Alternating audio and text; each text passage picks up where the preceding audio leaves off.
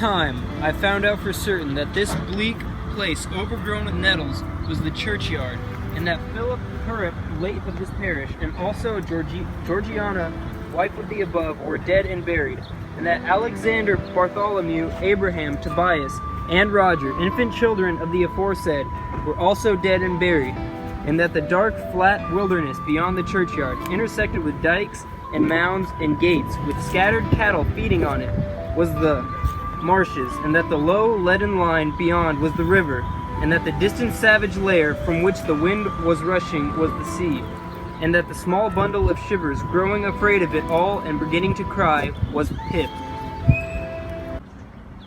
Hold your noise! Stand still or I'll cut your little throat.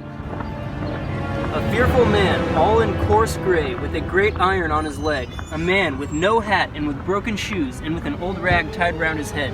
A man who had been soaked in waters and smothered in mud and lamed by stones and cut by flints and stung by nails and torn by briars, who limped and shivered and glared and growled, and whose teeth chattered in his head as he seized me by the chin.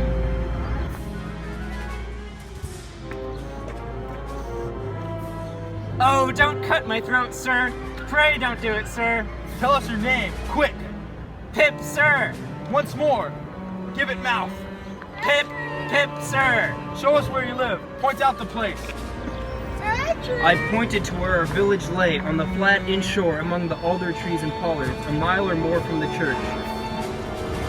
The man, after looking at me for a moment, turned me upside down and emptied my pockets. There was nothing in them but a piece of bread, when the church came to itself, for he was so sudden and strong that he made it go head over heels before me, and I saw the steeple under my feet. When the church came to itself, I say, I was seated on a high tombstone, trembling, while he ate the bread ravenously. You young dog, what fat cheeks you got? I believe they were fat, though I was at that time undersized for my years, and not strong. Darn me if I couldn't eat them, and if I hadn't half a mind to it. Now looky here, where's your mother? There, sir. Ha! Who do you live with, supposing you kindly let to live, which I hadn't made my mind up about yet? My sister, sir. Miss Joe Gergery, wife of Joe Gergery, the blacksmith, sir. Blacksmith, eh? Now looky here. The question is being whether you let to live. Do you know what a file is? Yes, sir. And do you know what whittles is? Yes, sir. You give me a file, and you give me whittles, and you bring them both to me, or I'll have your heart and liver out. I was dreadfully frightened, and so giddy that I clung to him with both hands and said, If you would please kindly let me keep upright, sir. Perhaps I shouldn't be sick, and perhaps I could attend more. He gave me a most tremendous dip and roll, so that the church jumped over its own weathercock. Then he held me by the arms in an upright position on the top of the stone, and went on in these fearful terms. You bring me tomorrow morning early, that file and them whittles. You bring the lot to me and that old battery over there yonder. You do it, and you never dare say a word to a person, making a sign concerning to see me, or any person some other, and you let them be live.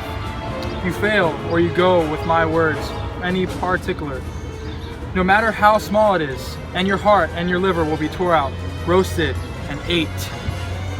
Now what do you say? The whittle and the food, and I shall meet you tomorrow morning, sir. Say, Lord, strike you dead if you don't.